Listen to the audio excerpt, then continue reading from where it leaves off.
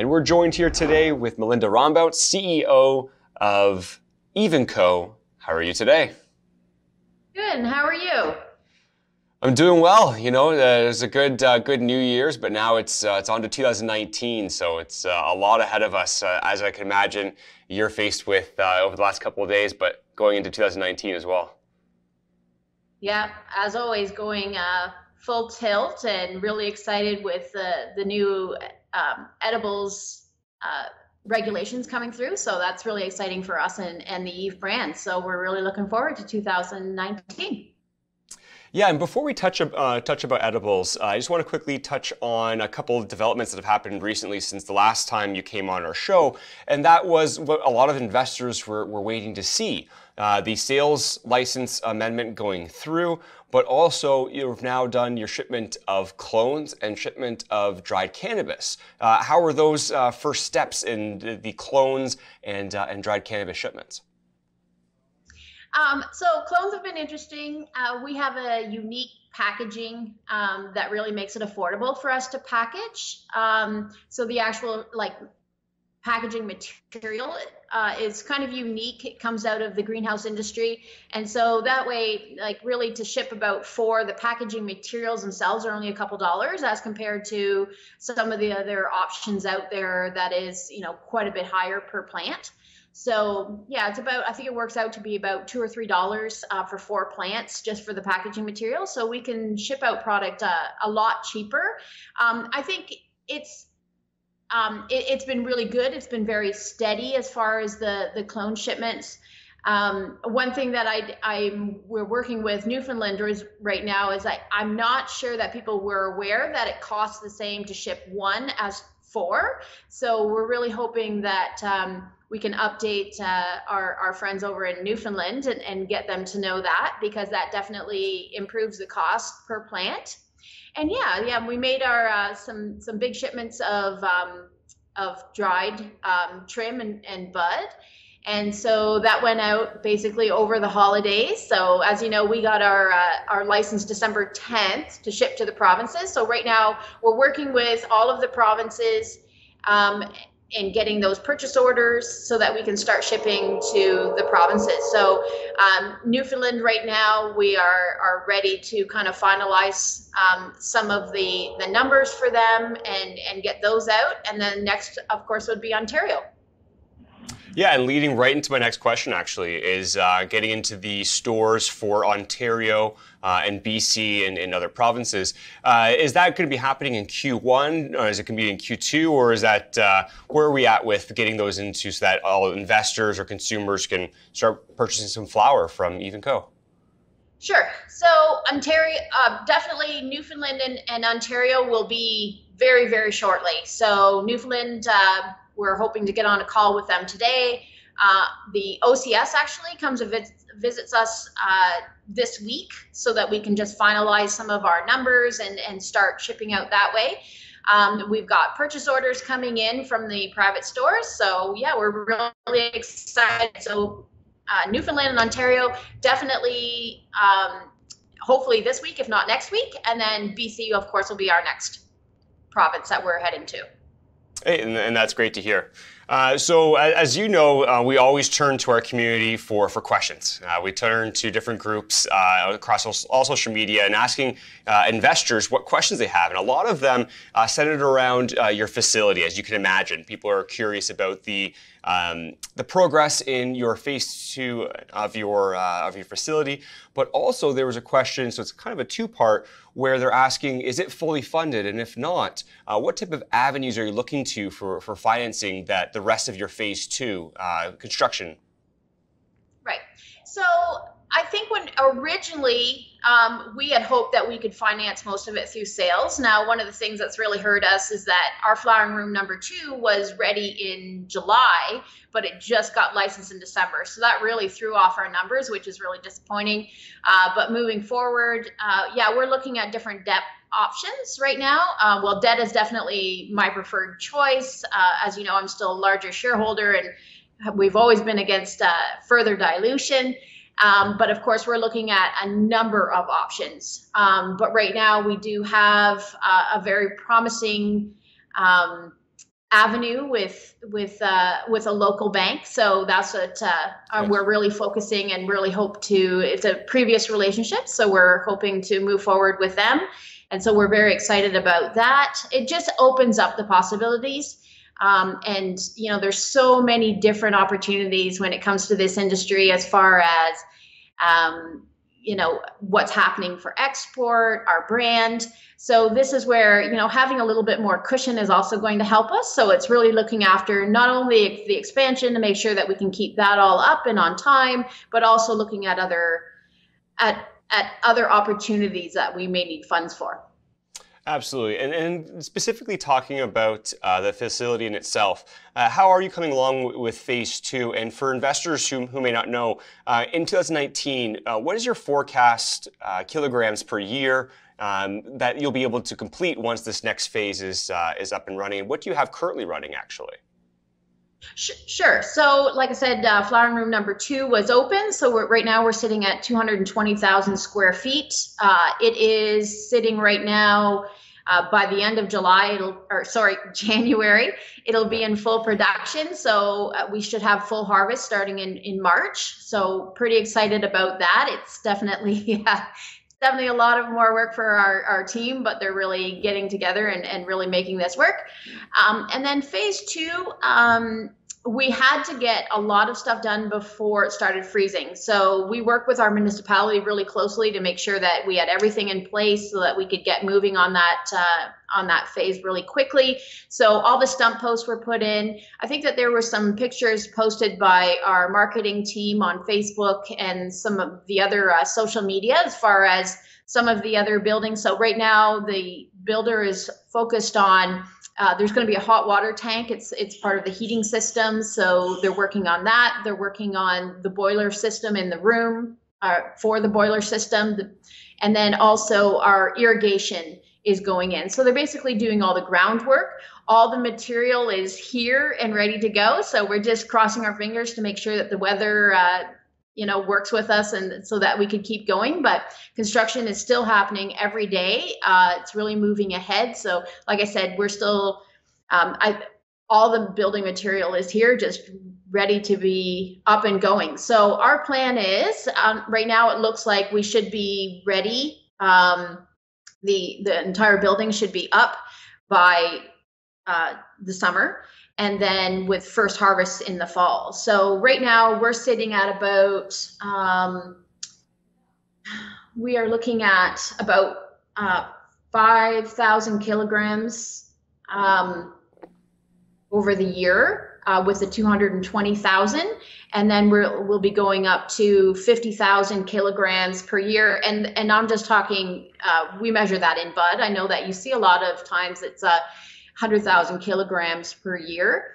We stay very conservative numbers. Like we're not going to exaggerate our numbers. We're really hoping that eventually once we're up full in production, that we're really going to blow away our shareholders with what we're able to achieve. So I think with bud and trim, we definitely will be getting close to that 80 or 90,000. But if we hit the yields that we've been hitting lately, I believe that we should be able to easily surpass,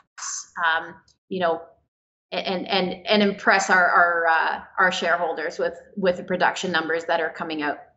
Yeah, and I appreciate that. It's good to hear. And a lot of people were asking that specifically because one thing that I've noticed on my end, just looking at social media and talking to investors, they're getting much smarter. They're looking for companies that are able to provide this information, but provided a competitive advantage because there's so many different players out there where I think this year, in 2019, you're really going to start seeing the quality companies who are executing really start to break away from those who had just a lot of empty promises. So I appreciate you letting us know a little bit of that information.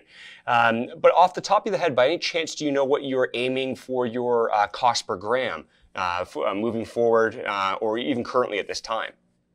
Sure. So we used to always say it was sitting around $1.21. We've had a lot of costs like putting into the greenhouses, just basically upgrading. And it's so funny, exactly what you said, that there's not really a standard right now for what you include in cost of production. So you're kind of all over the place. We remain conservative. So I think right now we are aiming for $1.35, but I think there's a lot of costs, and especially since we were not in full production, right? So we didn't have that room approved for about 6 months, which really kind of, but we are aiming for hitting under that dollar. So as a greenhouse, I think that's very doable. You're seeing a lot of other LPs coming out with those kind of numbers.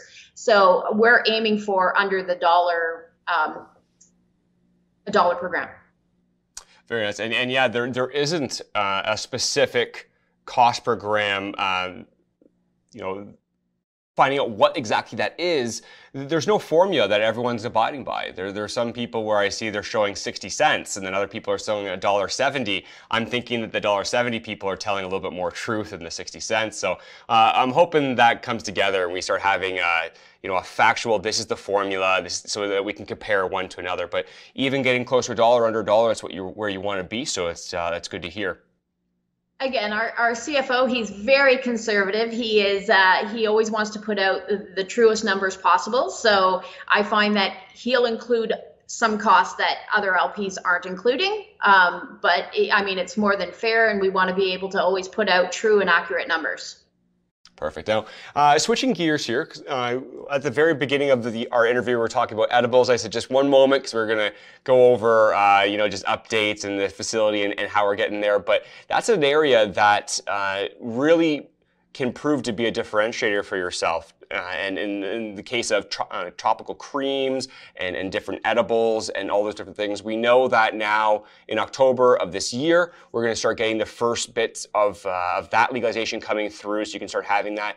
How excited are you for that market, and how is the research and development going in that market for investors to be excited when it finally gets to be allowed in October of this year? Right. So we're doing our research now. As a natural product, there has to be a certain amount of testing done for Health Canada, even separately from it being a cannabis product. So we are in that stage right now. So we're working with a number of groups who have already done a lot of work in the natural food and cosmetic industry. So they're up and going and running like mad to kind of catch up and make sure that we are ready for that time. So as you know, we're working on 6 different lines. Of course, your edibles, beverages, your creams and cosmetics. We're also playing with, we like the pet line. So yeah, and we saw a lot of success in Colorado with that. And then sensual products and female sanitation products. So we're working with groups that have already done the work. Like really, we only have about a year to do this. So coming up with our own formulations doesn't make sense. So we're working with those groups that have already done the work, kind of finalizing it using our product. And we want to have basically, for each of these lines, we want to be able to have at least one product out. And then we'll have, we're working on so many things in the background, and we'll continue to work on products and add those products to each of our lines. Yeah, I actually find that it's interesting that you say that. I like that about going with partners, getting strategic alliances with people who have already done these types of products. So it's not like you're trying to create, you're not trying to reinvent the wheel or create your own wheel. Instead, you are using the fact that you're going to be having cannabis and CBD and those types of products and helping infuse these products. It makes that much more streamlined, and there's a little bit less room for error when you're working with people they've done it before. Oh, exactly. I mean, we only have a year to get this all together. It's not enough time for you to just start from ground zero. So, we're trying to leaps and bounds, make sure that we are well prepared for October of 2019. Absolutely. And then lastly, we've spoken about your current facility. We've spoken about the derivatives that are coming up and your past successes in different areas that you were waiting for. But what about abroad? A lot of people talk about when you're thinking of a Canadian company, you were thinking about the fact that we can export, unlike the United States that was currently, they're only allowed being state to state, and even that's pretty hard. But when it comes to different opportunities abroad, where's your focus right now? And is there anything coming down the pipeline in that area? Yeah, for sure. So there was 3 original companies that we've been working with for probably close to a year. So we're really hoping to start exporting very shortly, if not this month, next month. And we are contacted by companies like this on a weekly basis, that there's so much opportunity in the European market. So we're really, we're working with these groups. We're focused on the original 3 that we've set up these partnerships with. But then there's so many other opportunities. So I think that, it's definitely a balance, because we're really working on being long-term players. So, there's our product line, which there's a lot of interest, a lot of excitement about, and we want to make sure that we get into as many provinces as possible with our products and our EEVVF brand. But then there's also so many opportunities in Europe, which will be mostly the medical side, right? So EEVVF will be focused on the Canadian market and the recreational and the EEVVF brand and all the exciting products coming up there. Natural Medco still remains our medical brand, and those products will be exported to Germany and hopefully throughout Europe. So it's very exciting. Yeah, and I'm excited to hear more about that as that starts to come to fruition. And then just to finalize our interview, and thank you for always coming on and answering all these questions for myself, but more importantly from all the investors who are currently investors of EEVVF.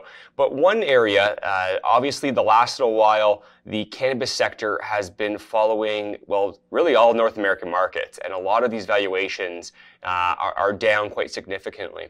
When it comes to EEVVF and going into 2019, what are you going to be doing to increase shareholder value through, mergers, acquisitions, through getting more products online, exports? What do you feel are going to be the main catalysts for increasing shareholder value going into 2019, or now actually in 2019? Right. I think that, there's been, there are the early LPs were really able to establish themselves, and, we were license number 34, which is early, but not as early as some of the originals. And I think what's really going to make a difference for us is to prove to shareholders how we can produce. So it's unfortunate that we didn't get the provincial license until December, and that we had to shift to working with some of the LPs. But I think that with the next quarter, and we come out with our numbers, we can show, like right now, with that 1 million square feet coming up, even with the 220,000 square feet that we have, I think that we're not being looked at based on the amount that we can actually produce. And I think that's something that, I'm hoping that shareholders will recognize, especially after the next quarter, once we can show that, we have some major sales, we have some major production going on here. And I think that's what maybe that they're waiting for, is that we have to show that we're really a player in this, not only because of our size, but because of our brand and what we'll be able to do with that. So I think for us, it's a little bit of time just to prove to people what we're trying to do and what we're capable of. Yeah, and I think that's exactly what people are looking for in 2019.